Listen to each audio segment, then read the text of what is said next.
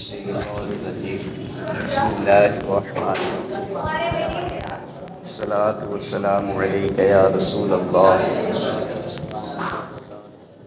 الصلاة والسلام عليك يا حبيب الله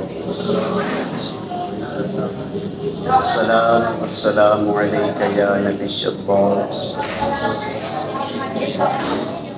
وعلى آلك وأصحابك يا نور الله نویت سنت الاعتکاف۔ کائنات نے قرآن کریم کے اندر ارشاد فرمایا ان اللہ وملائکتہ یصلون علی النبی یا ایھا الذین آمنوا صلوا علیہ وسلموا تسلیما۔ بے شک اللہ اور اللہ کے ملائکہ اس غیب بتانے والے نبی پر درود بھیجتے ہیں۔ اے ایمان والو تم بھی ان پر درود اور سلام بھیجو۔ اس آیت کریمہ کے تحت ایک مفسر قرآن فرماتے ہیں اللہ تعالیٰ کے کچھ فرشتے ہیں جو جنت کے کناروں پر ہیں اور وہ سرکار علیہ السلام پر درود پڑھتے رہتے ہیں۔ ان کی برکت سے اللہ تبارک و تعالیٰ جنت کو وسیع فرماتا رہتا ہے۔ صلو علی الحبیب صلی اللہ تعالی علی محمد وعلی آلہ وصحبہ وبارک وسلم۔ گزشتہ جمعے پہ جو ہمارا موضوع تھا وہ رسول کریم صلی اللہ تعالی علیہ وسلم کی مبارک زبان سے اللہ تبارک و تعالی نے ایمان والوں کو جنت کی بشارت عطا فرمائی،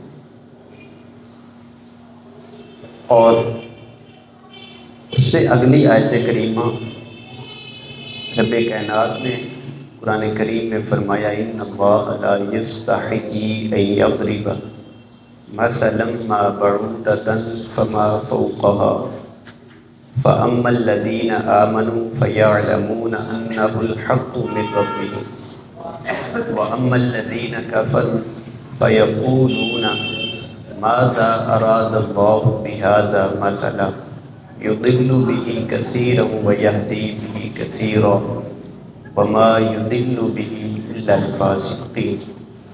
قرآن کریم کا پہلا پارہ ہے، آیت نمبر 26 ہے جس کی میں نے تلاوت کی ہے۔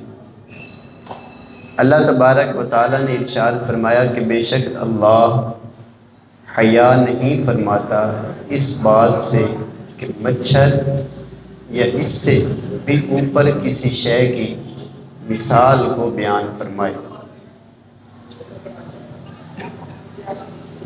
اس آیت کریمہ کی جو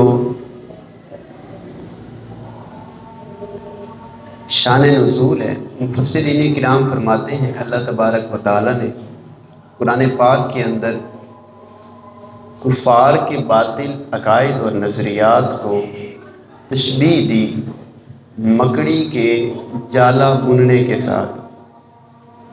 سورہ عنکبوت میں فرمایا مثل الذین اتخذوا من دون اللہ اولیاء کمثل العنکبوت، اور فرمایا وَإِنَّ أَوْهَنَ الْبُيُوتِ لَبَيْتُ الْعَنْكَبُوتِ لَوْ كَانُوا يَعْلَمُونَ۔ تو کفار جن لوگوں کی اللہ کو چھوڑ کر عبادت کرتے، ان جن سے وہ سفارش کی امید رکھتے، توقع رکھتے، اللہ تبارک و تعالیٰ نے ان اشیاء کی، ان چیزوں کی قرآن میں بیان فرمایا اور ان کی مثالیں بھی دی۔ اب چونکہ پیچھے اللہ تبارک و تعالیٰ نے قرآن کریم کے بارے میں یہ فرمایا تھا کہ یہ رب کا کلام ہے، اگر کوئی شخص اس بات کے شک اور شبہات کے اندر ہے کہ یہ اللہ کا کلام نہیں ہے تو اس جیسا بنا کر لے آئے۔ تو کفار جو اسلام دشمن تھے ان کے بڑے بڑے شعراء، بڑے بڑے ادیب سر جوڑ کر بیٹھے، بڑی مغز ماری کی کوشش کی لیکن قرآن کی آیت نہ بنا سکے۔ اب جب یہ قرآن کی آیت نہ بنا سکے تو اب انہوں نے قرآن کریم کے اندر عیبوں کو تلاش کرنا شروع کیا کہ ہم کسی نہ کسی طرح سے یہ ثابت کریں کہ یہ اللہ کا کلام نہیں ہے۔ اس لیے ان لوگوں نے یہ کہنا شروع کیا کہ اللہ تبارک و تعالیٰ کی شان کتنی وراء الورا ہے، اور اس ذات کو کیا اس شے سے نسبت ہے کہ وہ مکھی یا مچھر کی مثال کو بیان کرے۔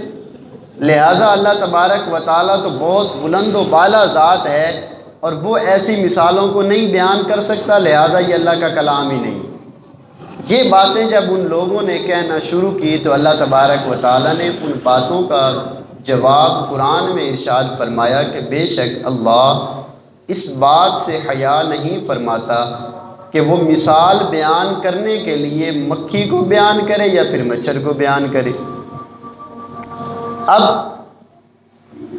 جو ممثل اور ممثل لہو ہوتا ہے، یعنی جو مثال جس کی بیان کی جاتی ہے اور جس کے ساتھ بیان کی جاتی ہے، ان کے درمیان تشبیہ، ان کے درمیان آپس میں ہم پلہ برابر ہونا ضروری ہے، اور اگر یہ چیزیں برابر ہوں تو مثال ٹھیک ہوتی ہے۔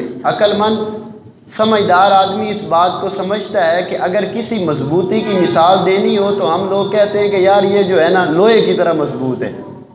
اچھا کسی سخت شے کی مثال دینی ہو تو ہم کیا کہتے ہیں؟ ہم کہتے ہیں پتھر کی طرح سخت ہے۔ اور کسی موم چیز کی مثال دینی ہو نرم شے کی تو موم بتی اور اگربتی کے ساتھ دی جاتی ہے کہ انتہائی نرم ہوتی ہے۔